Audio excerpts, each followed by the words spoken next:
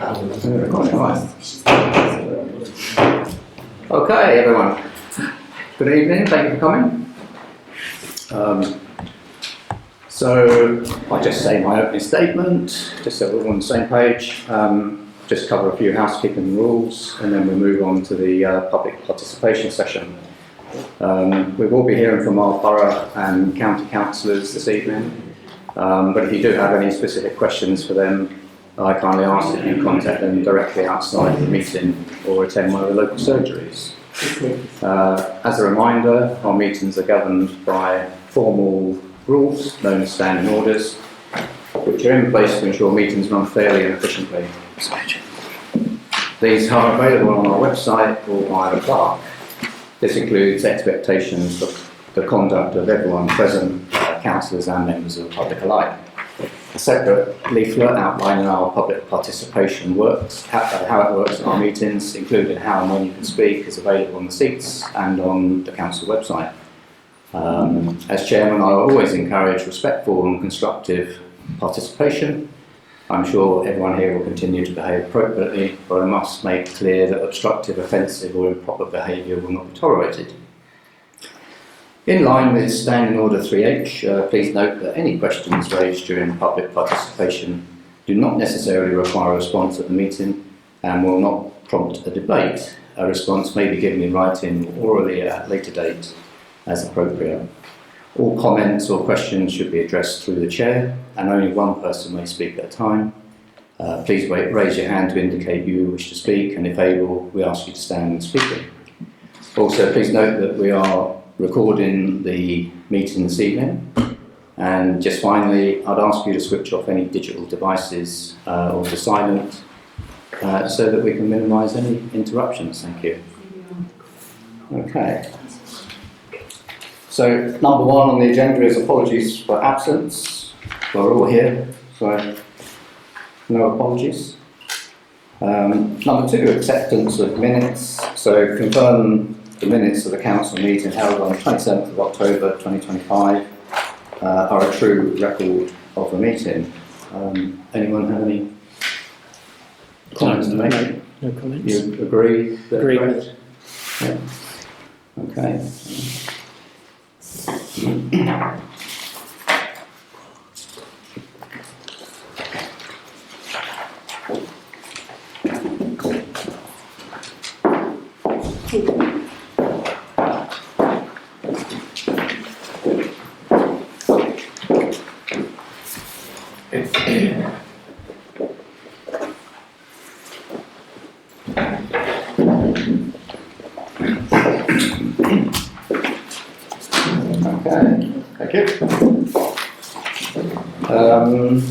Number three, disclosure of interest. To receive from members declarations of interest in relation to any items included on the agenda for this meeting in accordance with the Council Code of Conduct. I don't have any interest. No, nothing from me. No. DPI dispensations to receive and consider written requests from new, if any. No. No. Number six, Chair's report. So, elections. So you may well know that an election has been called to fill two vacancies or two casual vacancies on the parish council. If the election is contested, that's meaning more candidates stand than there are seats available, the parish council will be required to meet the cost of running the election, which Guildford Borough Council has estimated at around £5,025. But this may go up or down. If the election is uncontested, we expect the cost to be significantly lower because the Borough Council would still need to issue poll cards. At this stage, the indicative cost for an uncontested election is approximately £774, although this has not been formally confirmed, has it? As a reminder, the council is able to fill casual vacancies by co-option. If an election had not been called by residents, we could have filled the vacancies by co-option at no cost to the parish. If up to two candidates stand for election, The election will be uncontested and those candidates will automatically be elected at the end of the nomination period. They will then formally take office at the next full council meeting after the official election date. So at the moment, I think the official election date is around the 26th of January. Yeah. If no candidates come forward, or if only one candidate stands, any remaining vacancies will need to be filled by co-option, and we can make those co-option appointments at the next council meeting. I attended the Surrey Association of Local Councils AGM and conference last Thursday, and the theme of that was focused around the government or local government devolution. So this is where we have the issue of Guildford Borough Council and all the other borough councils and Surrey County Council coming together and then being split into two unitary councils. From what I observed, whilst parish councils may wish to engage with the process and lobby the new administration about what they might hope to achieve, the ultimate success of the devolution to two unitary councils and the way those councils interact with parish councils, I think will depend on the willingness of the new councils to make the process a success. So we really are, I think, beholden to them how they deal with the process rather than how much we can impose on them. Remembrance Sunday. So Councillor Brown laid the wreath on behalf of the council. Thank you for doing that. And thank you to everyone who attended, and especially to the volunteers who helped make this happen. So that's those who went on the road closure signs. And without them, basically, we can't run it. I'd also say that from the point of view of our clerk, so full council has resolved to employ Mr. Ryan Bennett. He's an experienced clerk and RFO, and we're now expecting him to start on the 1st of December this year. And this will continue to be on a part-time basis of 10 hours a week for the current period.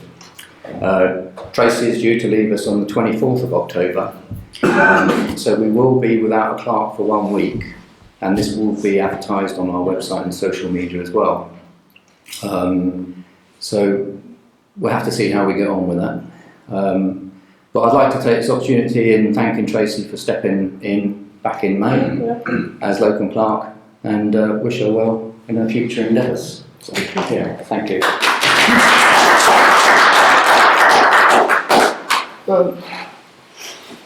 Okay, so that is the end of my report. So, public participation session. Members of the public are able to express a view or ask a question on relevant matters on the agenda and are welcome to stay and observe the rest of the meeting, but may not speak or interrupt the meeting following the public participation session. Each speaker shall have a maximum of 3 minutes to address the council, and the number of speakers is limited to 5, so obviously a total of 15 minutes.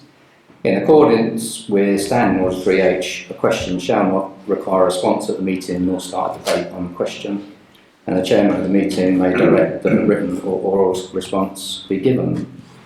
So I'll open the floor. I do know that we had a request from Anna Laney on behalf of Seale Village Hall. Yes. So Anna, over to you. So, thank you very much for listening to us. We took some time considering over the weekend the proposals on the website about disposal of Wood Lane and what to do with it. And we're obviously mindful of the costs and the implications and the responsibility of looking after that parcel of land. However, it is clear that there is an overwhelming will within the village that it should retain for the use of the village and not to be disposed of, if you like, outside of the village. And as a committee, we've all come together and had a discussion, and we appreciate that we've got form already, if you like, for taking on parcels of land. We've got the land behind the village hall, which is the little woodland area, which we bought as a village, and now the Village Hall Committee runs. The Village Hall Committee would very much like to work with you, rather than forming another charitable institution, which is one of the options that was there.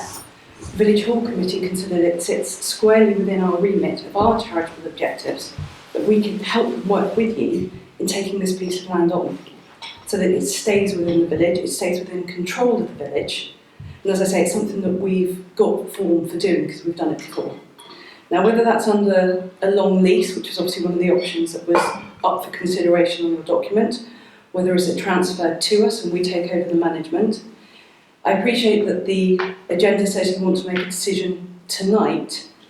It's something that we as a Village Hall Committee would very much like to work with the Parish Council to see if there's a way that the committee could take on that land, so the Village Hall would become either the lessee or the owner of the land, so that we keep the land within the village. It seems rather than going to the extra cost of forming a new committee, setting up a new charity, all the costs that would be involved, we see us as a really easy solution to take that land on, but also to accord with what the wishes of the village were, which was to keep the land within the village. So I appreciate we haven't got very far, it's something we've only thought about over the weekend, but all the committee members are very enthusiastic about it. We see an opportunity, like with the pub, for the village to come together, the same way with buying the land that we've had to do over the past few years where we've had issues come up. We see this as a village project that we can all get behind, and as I say, the Village Hall Committee would really like to work with you to achieve that under our charitable objectives. Okay. Do you have terms of reference with the charity? Yes, in terms of charitable objectives, yes, it's very broad. So it is, in terms of our objectives, it is any purpose calculated in the opinion of the committee of the management to improve or benefit the moral, religious, social and intellectual conditions of life of the inhabitants of the village. Any charitable purpose of a religious, educational, benevolent or social nature connected with the parish. Civil and national purposes connected with the parish. I think the last one probably doesn't apply. Divine worship and classes imparting religious instruction. I think we'll probably stay away from that one. And then any land and building belonging to the charity is held upon trust for the purposes of the village hall as aforesaid. So we think it fits very nicely within that. I know some of the options that have been up for discussion is whether we have it just as an open space, whether there's parts of it which are turned into a nature reserve, whether it's used for the school as a larger area for the outside school. We think there are lots of options that can keep the land which fit completely within our objectives, which would save the cost of a new charity. Okay, I would just say, just to clarify, you said parts of it can be used. Well, no, the whole of it, I'm saying is you can have a multi-use space, that's what I mean, Jason. Okay, yeah. Only that I think it's possible that some of the information that was given outside of the parish council looks to make the land larger than it is. We know So talking about parts of it, I think parts of it would be very. Okay, so I was thinking you could have a hedgerow area which you have a load of bug hotels in. So that could be where the children go and have a look at that bit of the hedgerow. You could have another area which has got a picnic table for someone to have a coffee.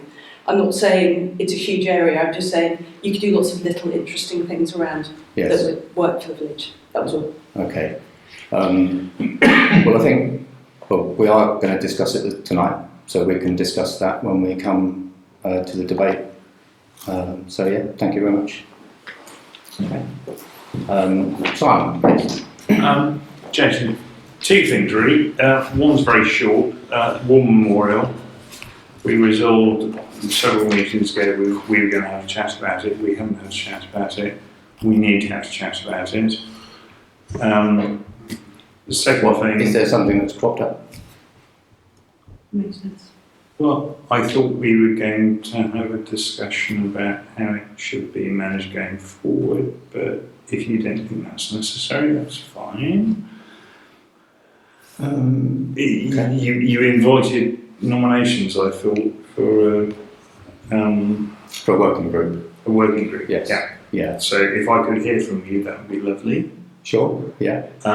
It's not yet. I haven't brought it forward because it's not been there hasn't been anything to date that needs Well, discussion. clearly it's not fully down, but it would just be, I thought there was a question about whether we should put someone else's name on it, and so on and so forth. We've already, on two separate occasions, we've been asked to add a name, and that's all been resolved, and we've received listed planning consent to do that, so that's going ahead. Well, that's splendid. Secondarily, if any decision is going to be made tonight on the future of the Wood Lane strip of land, if I may call it that, it would have to be supported by sufficient information, interrogation of position, and I would suggest with the greatest respect, the council would have to be clear that it was making the correct decision. And we'll take that no further. Okay, thank you. Well, we can address whether or not whether we feel we can make a decision during the debate, and that will be addressed then. Okay. Anybody else have anything? Chris, please. Could I just ask a much more administrative and far less important question than that? But at the last meeting, I was, for my sins, delegated to assist the Parish Council's group, which is looking into the neighbourhood plan and how to move it forward. And I haven't heard any more, so I just wanted to ask if we know what the timescale is for actually getting it submitted. In mind, it's getting somewhat urgent. And secondly, in looking into this afternoon, I noticed there were no planning applications on the Parish Council website for the last 6 months that I could see. Is that because there haven't been any? No. If so, that's good, but we might get lots of them, and that's the reason for getting on with it. With a good plan. Sure, thank you. Well, I can answer. The neighbourhood plan does rest. The chair of the neighbourhood plan is Andrew, and he will call a neighbourhood plan meeting at an appropriate point to take it forward. Obviously, we are dealing with other things on the council, but that is, I'm sure, something that Andrew will get to as soon as possible.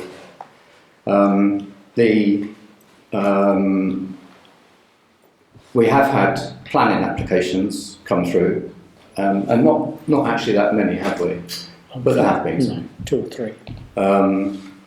But previously, the plan applications were put onto the website by the clerk, and given that we've had the change in clerk over that period, then no, they haven't been put up. So apologise for that, but obviously they're all of them will come through and will be shown on the agenda in minutes, but they're not separately on our website. But obviously they'll be on Guildford Borough Council's website. On Guildford Borough Council's website, yes. Okay, well, if there were to be any important ones, as there have been very recently in some adjoining parishes, how would the people in this room and others get to know of their existence in time to object to them or to comment on them? How would that work at the moment when they're not on the website? I would guess that if you're a neighbour, then you'll be consulted. You should be. That's up to GBC. But they Yeah. have to always tell every neighbour. Yeah. It's obviously, yes, we've always endeavoured to do it, but it's not something that is fully within our remit to do. There are GBC should be publicising to neighbours of those sites. And I think if you're talking about anything, I don't know what you mean by major, but I'm sure if there was anything major, then yes, we would be advertising it. Yes, I mean very large residential development applications. Yeah. In areas very close to this parish, but not within the Guildford Borough. Well, actually, some are within the Guildford Borough, but we need to make sure that we know about them somehow. without having to look at Well- something almost impenetrable built for Borough Council website? I can only hope that when our new clerk starts, and I'm afraid I've got a very long list of things for Ryan to get onto, and there are. In fact, we did have a resident write in and asking us to put things back in the village news, which is something that I have wanted to do, but I'm afraid it's about time and also it's something realistically the clerk should do, so it comes from a neutral perspective. But hopefully when Ryan is installed, we can get some of those things back up and running where they were at. Likewise with the our sort of list of jobs for Guildford and Surrey. So they're all things that really they've been let slip, but I'm afraid that's the circumstance that we've been in over the last 7 or 8 months. Yeah. Thank you. Okay, thank you. Just can I just add, So, I don't know your name, sir. Jan de Walden. Oh, yeah. Can I just add to that if anything major the gentleman was referring to can be found in Jeremy Hunt's newsletter, and I would urge everybody to sign up to it, because he's a very good local MP and will certainly be mentioning any applications that are coming up. Well, we will get to see them, so yeah. Yes, Right, thank we you. should be looking at the MP's news. Okay, anybody else wish to speak before we close the session? No? Good. All right, thank you very much. Thanks for your participation. So as I said earlier, we are expecting our county and borough councillors, but they are attending Tongham first. So are we happy to we push them back for when they get here? Yeah, I think it's Yeah. best to, yes. Okay. So we move on to number 9, which is future use and potential disposal of parish-owned land at Wood Lane. The parish council. So on the motion, it says we own a 0.2 of an acre parcel of land. It's actually 0.06 of an acre. To clarify, which has been informally used by adjacent landowner for grazing due to the absence of fencing. The land remains inaccessible to the public. The council previously considered and rejected a request from the original landowner to return the land under the Crichton rules, determining that the rules did not apply. Some residents have opposed the possibility of disposal, citing concerns over potential development and loss of grazing.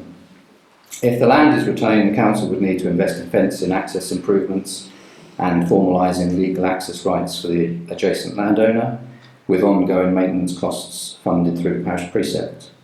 If disposed of, the council must comply with section 127 of the Local Government Act 1972, ensuring best value and meeting legal requirements, with any proceeds ring-fenced for community benefit. The council would decide whether to retain or dispose of the land, including approving the next steps for community consultation, obtaining professional advice, and the clerk is delegated authority to obtain professional advice and progress the transaction. So just we'll move on. So I'll propose the motion. Do I have a seconder? And second, yeah. Okay. So vote. Sorry. No, sorry, I was No, just a seconder. Yeah, just a seconder for the moment. Okay. So I just want to address the timing point now, so before we move on. So as previous alluded to, so we do have a by-election pending, but the council remains fully constituted and also retains its lawful decision-making powers. This motion has been under consideration for some months now. We've consulted publicly, which has been completed, and members have had the opportunity to consider the findings and implications. Our duty is to represent the parish as a whole, not individual areas of interest, and I believe we have enough information before us to make an informed decision. Unless members feel there is a specific procedural or evidential reason to delay my view is that we should proceed to resolve the matter in good order. Has anyone got anything to say on that? No? No. No, I agree. I think we need to get on with it. Okay. So, you've all seen the consultation responses and summary report from that. We've also listened to resident testimony in the past. We've had various questions that have come up. We've considered those, and also more recently the options appraisal that Tracy put together, which obviously covers various elements that perhaps some go beyond this motion's remit, because it does talk about whether it's retained or whether it's sold, but there are considerations that we have to look at. So there are different ownership models, and I think those around in the community or charitable trust. So we've heard from a resident this evening with regards to charities taking it over, and how that might play out. I think there are costs involved with putting together trusts, and charities obviously would need to make sure that the charity is viable and is able to deliver what it says it might be able to deliver. Do you have any questions on that or queries? No, I would say, so I've used Tracy's guidance, the options appraisal, quite heavily in everything I've looked at. I've listened to a lot of opinions of the people in the community. I've looked at all the consultation comments without understanding where the comments come from specifically. And obviously the result of the feedback and the consultation was really interesting. There's a huge amount of interest in wanting to manage and develop biodiversity and environmental options for the piece of land, which I think is great, and I've said that on previous meetings. We've had a lot of guidance from various individuals in the community about how that could work, both ideas of content as well as ownership. I still concerned a little bit on the feedback we received from the community, on the basis that I think there was strong opinion on the use of the land, but not necessarily the question to point, although people did give that answer. And whilst the enthusiasm is great, I've got some highlighted areas which I'm concerned about. I think keeping the land as part of the parish means the risk sits with the parish as an ongoing basis, which is, I think, concerning for the nature of the land and its potential use. If we were to retain, I think the cost is quite significant. Over the past few months, we've had a lot of strain on our costs associated with our clerk stepping down and revenue diminishing slightly from the football revenue that we have, and some of the costs associated to the retaining ownership by the parish certainly are high in comparison to the current precept that we have. To give everyone an idea, I think, and you can get the specifics, but our precept is approximately around 20 grand a year, and the figures in the appraisal, the options appraisal, around, let's say it's 10 to 12. So that's quite a significant amount of money to make that land safe and fit for purpose on an ongoing basis, regardless of what the activity is, in comparison to the total budget that we have. I really think the enthusiasm to use the land going forward is fantastic, and I recently attended, for example, the presentation on biodiversity at the pub a few weeks ago, and there's definitely a huge demand for us to do that. I just wonder whether or not this is the best example of land use to do that, particularly bearing in mind the risks associated to the parish. So I found it very interesting speaking to the people that have both approached me about it, as well as the official feedback we've had, and obviously the comments that I've heard in previous meetings. So that, I'm not sure if that's what you were after, but that's a bit of my overview and kind of top three maybe concerns over all the information that I've seen. No, that's fine. I think I was talking specifically about community and charitable trusts or charities taking it over, and whether we feel that that is something that we can consider. I would say that as much as I welcome local participation in this, and Seale Village Hall coming forward with that, we've had some months now to look at this and to work out what our options are. And I'm afraid coming on, another evening, that it's quite possible where at some point we have a duty to keep this going, to keep council business going. So I'm concerned that we have information that we've looked at and that was presented to us, and I'm not sure whether considering another possible route at this time is going to be a suitable thing to look at. Well, that's. I mean, I think it's a retain or.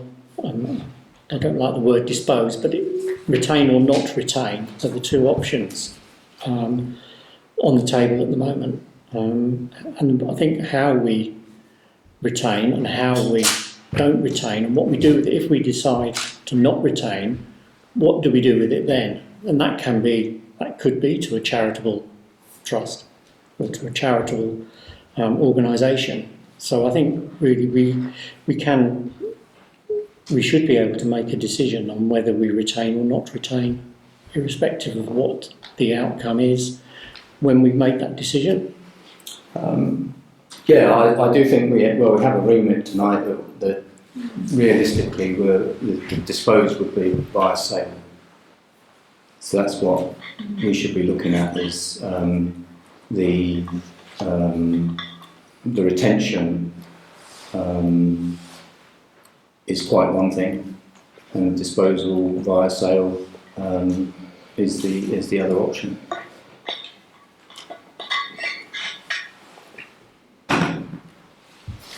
I don't. Yep. Okay. We have charity.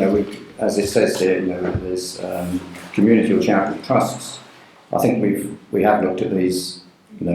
Ourselves, service level agreements, perhaps with like a Friends of Wood Lane group, and I think, as Andrew said earlier, any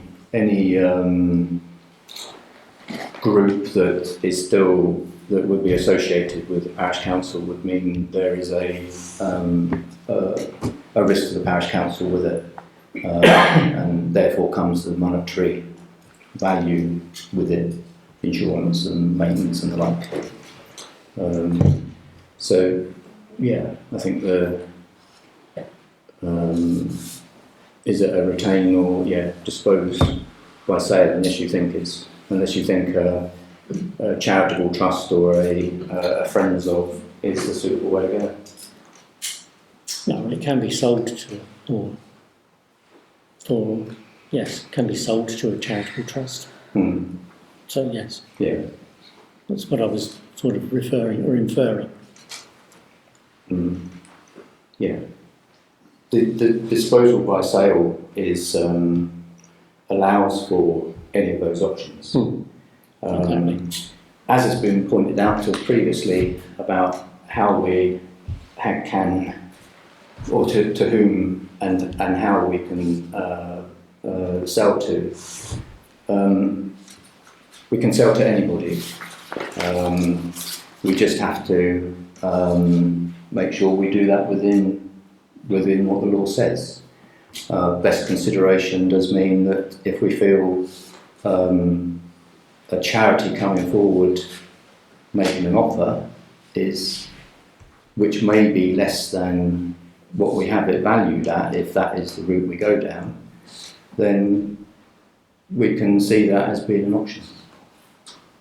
And I think anyone who wishes at that point, once we've advertised it, if we decide tonight to dispose by sale, when we've gone through the advertising process, we can consider all of the bids that we have.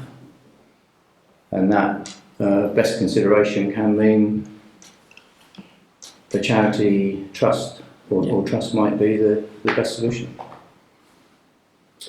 Yeah, I mean, well, my thoughts are exactly the same as I've just mentioned. Regardless of who owns it, I believe it's a very difficult patch of land to manage from a health and safety point of view, bearing in mind the use that's on it at the moment, and we would have to carry on being part of it.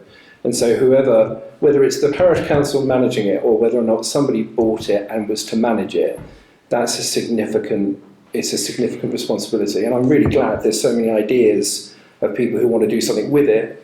But that, when I look through everything, cost is another big thing, particularly on the parish council side. But the more and more I think about it, the more the health and safety part of it, and the throughput of going through and through the 0.6 acres is going to require a lot of management by whoever it is, whether it's the village hall or whether it's by a local owner or whatever. So, from a parish council point of view, I'm not a fan of us owning that risk and the community owning that risk. And I think proportionally, it's much better to sit with with maybe somebody else who wants to do something with it. So the more I look at that were the two biggest things that I was worried about, was the cost and the health and safety from a parish council point of view. But I love the fact there's loads of good ideas associated to it and lots of volunteers that obviously want to get involved in it, which is good.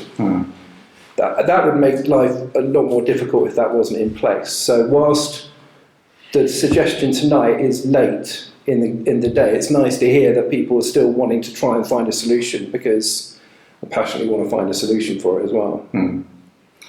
I would say we had it previously mentioned recently by an ex-councillor that Seale Village Hall already has land that it's taken on recently, and they was struggling to find volunteers to do anything with that land. So if that's land that's right next to the hall, how is that going to be dealt with by them when it's not next to the hall? And we have had residents that have said or suggested that it could be used as outdoor space for the preschool children. But looking on the preschool website, and in fact it only reinforced what I already knew, I believe that they do use some land that Hampton have as like an outdoor, like a forest school type area.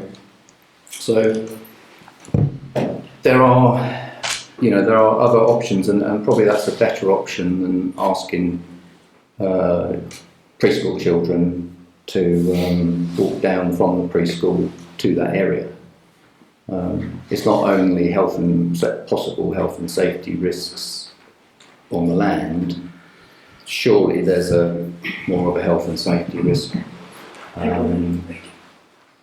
walking down from the preschool to that piece of land. And I think it'd be irresponsible if we didn't consider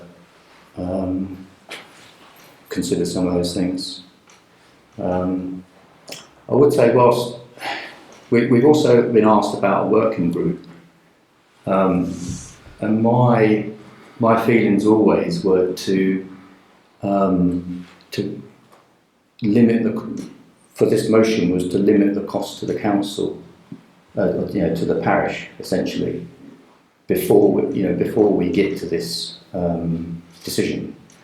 So my feelings with a working group now are that the problem is we have so many options open to us if we're looking at retention or disposal.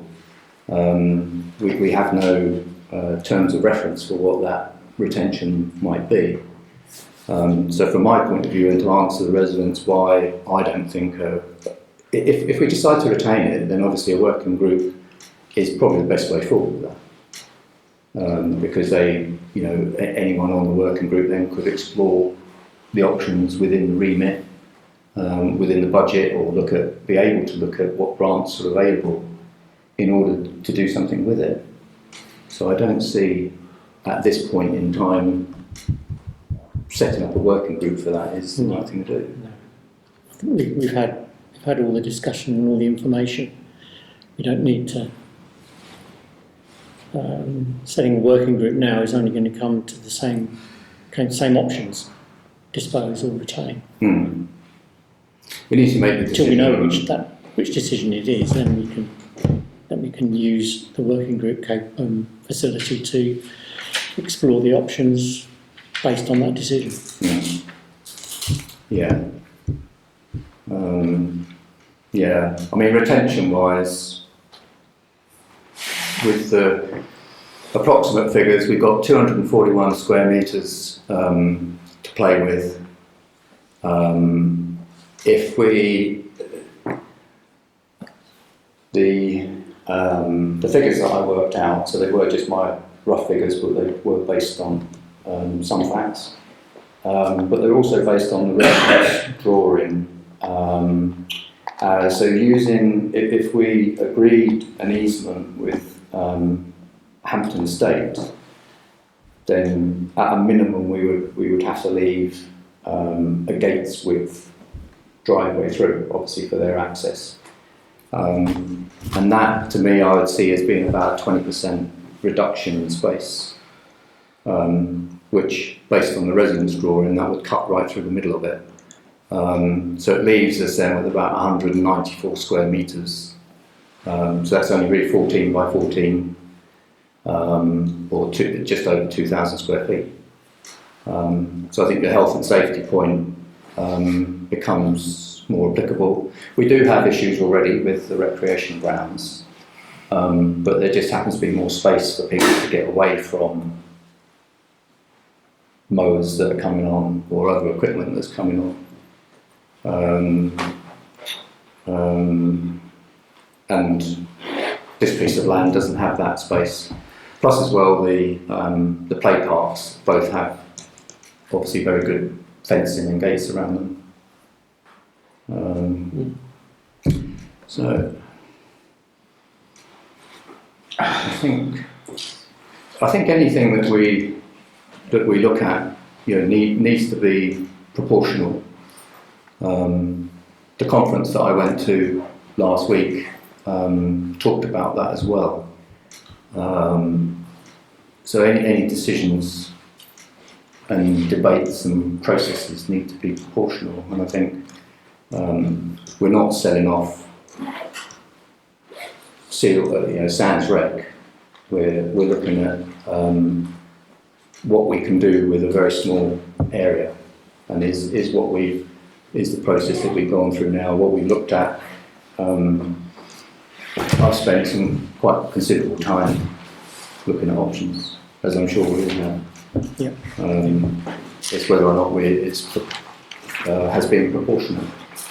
I think from a legal standpoint, we've done all that we can do in order to progress this. Yeah.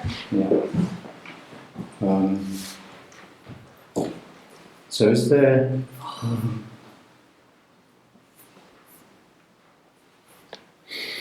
I think really. Is there anything else you want to say? I don't think there is. No, I think we've talked around most of it. I can't think of anything else.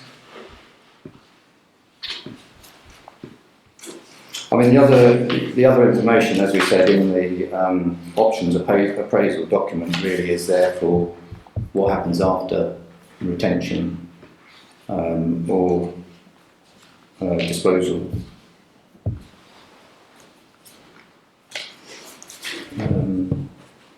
We've all read this document through and through, and as we say, we've listened to lots of residents and spoken to them outside the meeting as well. Yeah. You want to say anything? I've got nothing else. I think I've probably got the information from my point of view out, and my first reaction to your question. So no, I've got nothing further to add really. We've covered a lot. No, I think I agree with Andrew that the risks to the parish council and the costs to the parish council are the two primary or the major points that we need to consider in a decision. Yeah. Well, we have our budget on the agenda coming up, under finance, and we all know that costs are going up. So I think we've got to be very careful what we commit the parish to be spending this money on in future, and what legacy we create. Yeah. Okay. So I think, should we move to vote? So you need to now make a proposal on what your decision's going to be. Yeah. So I propose that we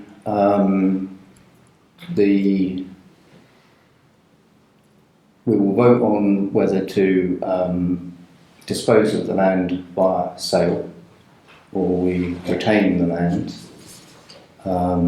and if we decide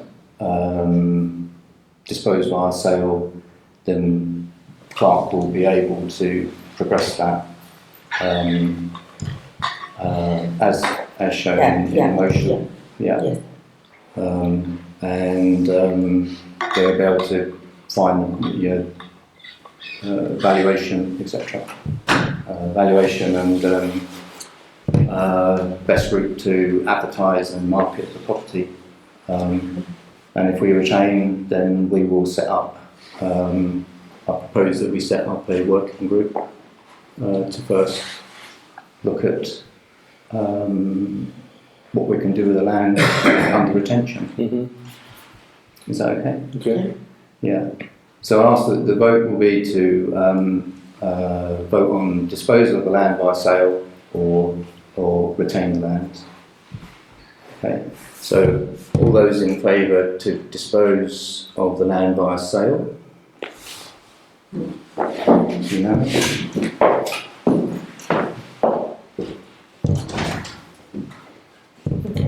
Job done. Okay.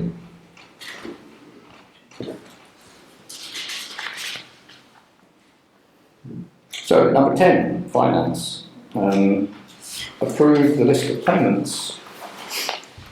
I think everyone got sent around the payments from Tracy. Printed that out and go through.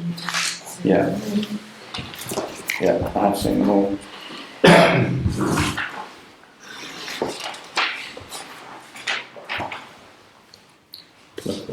Did you have any? Sorry,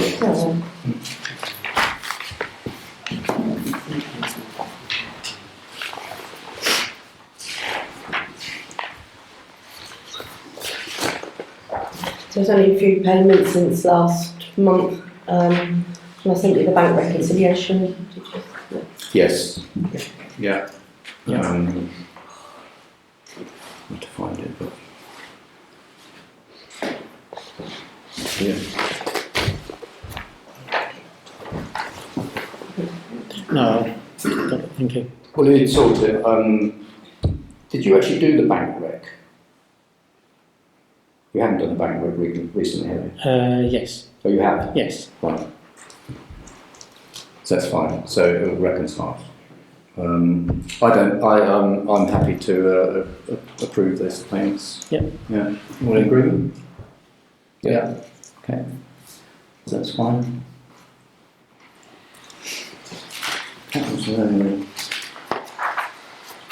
Right. So number 11 is the budget. So we've been working on the budget now for 4 or 5 weeks, and I must say for me it's proving quite challenging because I can see quite possibly we're going to have a huge uplift in precept this coming year. We have to justify that, and it's justified by clerk costs increasing, maintenance costs increasing, our other ways and means of conforming to the legislation increasing. Probably they're the main drivers of the budget increasing. But I don't think we're at a stage yet where we can actually fix it, because I think we do need to look at what we might propose to do next year. And we have some fixed costs, don't we? So we've got things like insurance and electricity rates, etc. Clerk's costs and our maintenance costs. So those are sort of fixed, that are not fixed in value, but fixed in we can't do anything about changing. But we do have some others that we could consider not spending money on, or reducing the amount that we put in that line item. And I don't think we've got enough detail in that yet, quite. Well, I've only just got access to the proposed budget because I couldn't get onto the drive to do it. But my biggest observation is, apart from an increase in fixed costs, is our revenue is diminishing from the football that we used to have. And I think it's down £2,000 year to date from last year, which is about 20%, 17%, something like that. And no, it's more than that. More than that. Okay. We brought in just short of £8,000 last year, and it's 3.5. So it's just over 3.5 this year. But the bigger issue aligned to that is, if we don't do some significant groundworks on Seale Rec, where the majority of the football's been played, a lot of it has anyway, and where the pavilion is, which is a selling point, I guess, for potential new teams, then that pitch will be really unusable, and then we've even got a bigger problem where we're not invested in a potential revenue stream. So could be a fairly large one-off cost, but it just happens to be coming at a year where revenue's down, costs are up, new club costs are up, etc. So I just think and again, I don't know what the chances are if we obviously are going to have to increase our request or proposal for a precept, but what the chances of that during this climate, and I mean Guildford County Council climate, would be to even get that amount of money. What can we get that? Well, how that would work potentially if we were proposing, let's say double what we had this year to cover off some of those one-off costs. I don't know whether or not that's realistic in this kind of climate. So I think I've got to go back over those figures again and start increasing some of those figures, I think, and see where we go from a forecast or from a first draft. Even if we strip out, we have put neighbourhood plan costs, potentially at £10,000. Yeah. That is something that I think we do need to push forward, as we're being asked to do. We've had one quote for the flood works at Seale, and that was over £10,000. But obviously we need to get more quotes. But it's indicative of what that might be to fix. We've got our bus shelters to consider, all of the play equipment, which is what we're going to discuss later anyway, but the play equipment is, it seems to be failing very quickly. And as we know, the grants aren't there as they were. So I think, but even if you stripped out some of those costs, we're still looking, I think, at almost double the precept that we had last year. Yeah, And I think actually the precept was 25, wasn't it? 25, 23 or something, I think 23 now. No, it's 25,375. Yeah. That's my first go at it. When I started to put some numbers in, that was where I was at. So I think we need to do it sooner rather than later. Yeah. Well, we're parish councils. We don't have any. Trying to think of the word now. We're not limited, are we, in what we? No, you're not capped, no. Yeah. We don't know what the tax base is yet. But it's about working it out per household, how much it is. Sometimes it might say double, I don't know how much it is per household at the moment. Oh, no, I don't know off the top of my head, no. Yeah. The you mean the tax, the banding? Yeah, you do it with the equivalent of a banding property. Yeah. And then if you divide it by the number of houses that have to pay and work it out how much per, sometimes it doesn't work out that much. Some parishes find that it's less than a cost of coffee or, per household. Right. I think. Well, I can't see how it can be anything other than a large increase myself. I can't remember the actual cost per increase household. I'm talking about, the actual increase percentage. Yeah, I can't remember what that is. Yeah. But I think it's something that we will have to continue to look at, and on, like you say, on some things we just need to get some finer detail, and then we can look to sort it at the January meeting. Yeah. Yeah, and then we can put it into Guildford at that point. Yeah. Do we know what the deadline is to get it in on time? Yeah. We don't know what the deadline is yet. I suspect it'll be the 12th of January. I think it has been the 12th of January the last 2 years. I looked back in the records. We might have to be late, or we change the date of the January meeting and see if we can bring it forward. But we'll obviously have to speak to Ryan as well to get his availability on that. Yeah.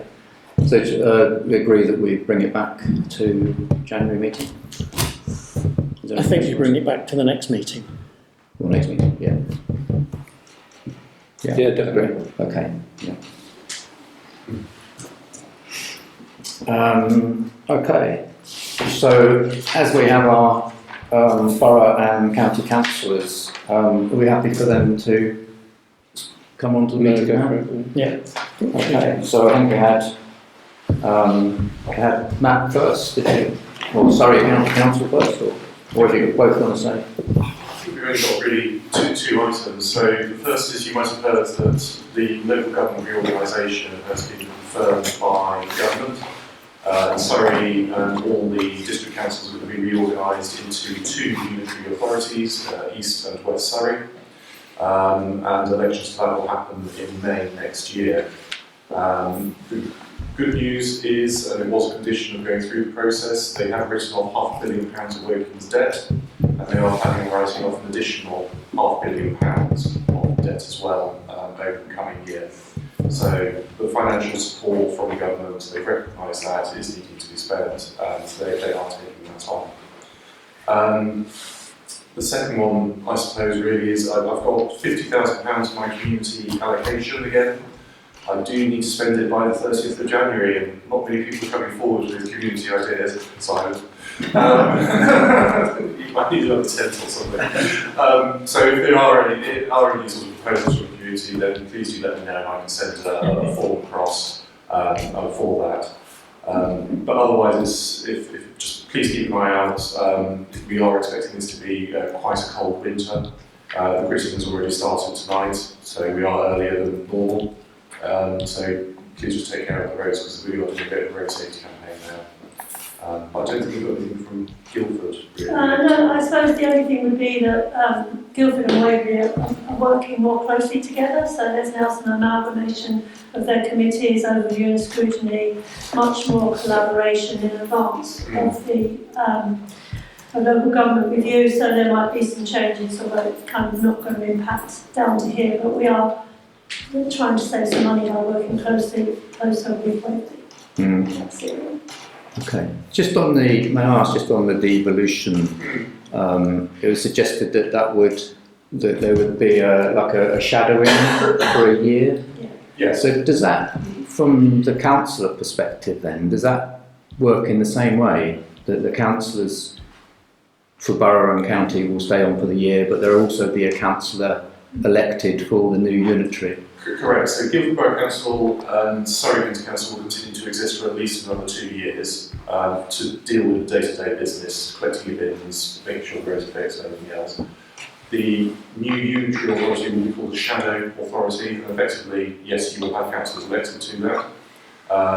Sally and I will be candidates for this area for our party, and they will be sort of effectively building the council, starting with the constitution, getting the rules and procedures in place, and starting the transfer of services over, ready for May 2027, which is when it will be vested as a proper council. Yeah, sure. And there'll be limits on the spending that the council can do after that? So from March, we're expecting, because the government's going to lay legislation in House in January, all councils will have a limit on spending or asset transfers. So anything over £1 million will have to go to the Secretary of State to sign off. We see it in other areas, councils go, well, we don't like this idea, so we're just going to sell everything and make a problem. So yeah. It's petty, but we're already starting to see it happen. So Surrey need settling off all their car parks, not quite sure why. Guildford's proposed, or some people in Guildford have proposed just transferring all the assets to everyone else, so there's nothing there. So once that comes in, that will stop the games. Yeah. Who's that being suggested by, the executive or the councillors? Both, in some cases. Okay. But the advice is not to transfer or sell the assets because the new council will need these new assets. Yeah. So, okay. Guys, did you have anything to ask? The only thing I was going to say, does that include small assets? Or is it anything under £1 million? Anything under £1 million, the council will still be able to decide, yes. Right. Land. You had your surgery, was it last Saturday? Yes. I've been screening past time-wise. And obviously, there was that crash at Littleworth Cross. You probably spent a lot of time talking about it. Just wondered if there's any update from last Saturday, or maybe an overview of some of the opinions you got from the community. So Littleworth Cross was probably the main one. I have put the update out, something you shared it as well. We've accelerated it, it's all designed, it's funded, so we're trying to bring the date forward. February is our stop date, but we are trying to get it in earlier. There was a couple of requests for additional items, such as could we have a flashing crossroad sign or something. We'll see what we can do. It depends where the power supplies are, and there's not a lot of lighting around there, so there might not be a power supply easily to do that. But we'll see what we can do. The only thing really we can do with Littleworth Cross, if this doesn't work, will be to close one arm, and that's probably the Elston Road arm. So you can't just drive straight across Littleworth Road. There's no houses on that section of Elston Road. There's a potential turning point at the car park. So there's not much else that we can do bar closing an arm of that junction. Wow. Okay. So, all right. the only thing I'd say, there's a lot of residents that did understand where we were with Littleworth Cross, there were quite a few that weren't. And I think some of the feedback I got was how quickly and how efficiently you guys were talking about it and trying to get it speeded up. So I think we should say thank you for that on the basis that we know how tough that is to do locally in your departments. And because obviously it's one of the key points from the community, particularly when your family are involved in a crash the day before. So we appreciate all the help and the speed you're trying to put to that problem.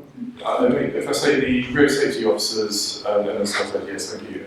The road safety officers were shocked at the number of people who did just drive straight across that junction whilst we were there on a visit. And it was all different types of vehicles as well. It wasn't a single type, which I think sped things along quite quickly.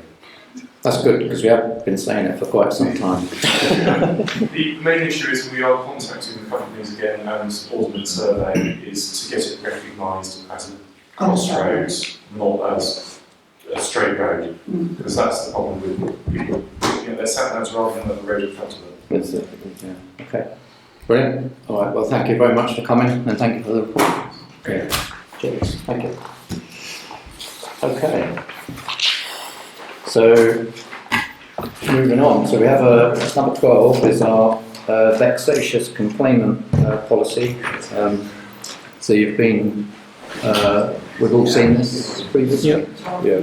Happy Christmas. Take care. Yeah, vexatious complaints. Do we have anything to say on that policy? No, I've read it. No, I've made my changes to anything. Agreed changes, so I'm happy with the way it is at the moment. Great. Well, that will help going forwards, obviously. Complaints and the like cost the parish council money to deal with. All in agreement, all in favour of accepting the policy? Yeah. All in favour? Thank you.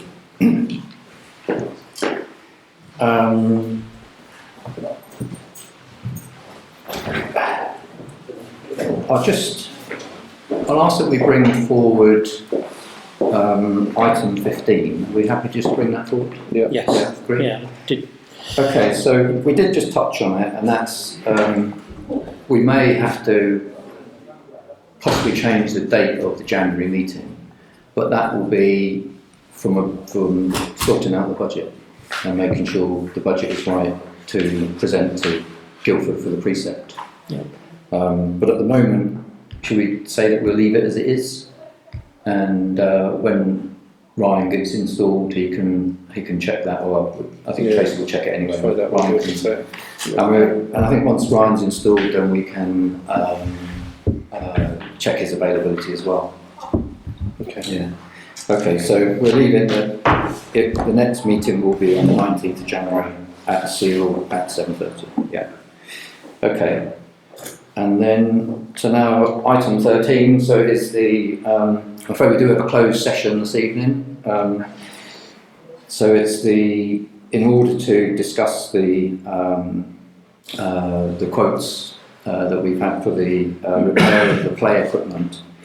So under the Public Bodies Admissions to Meetings Act 1960, exclusion of the public, the chairman will move that under section 1(2) of the Public Bodies Admission to Meetings Act, the public shall be excluded from the remainder of the meeting by reason of the confidential nature of the business to be transacted. I'll propose it. Do we have a seconder? Yeah. All those in favour? So I'm afraid, ladies and gentlemen, thank you for coming. Good night, John. I'll have to ask you.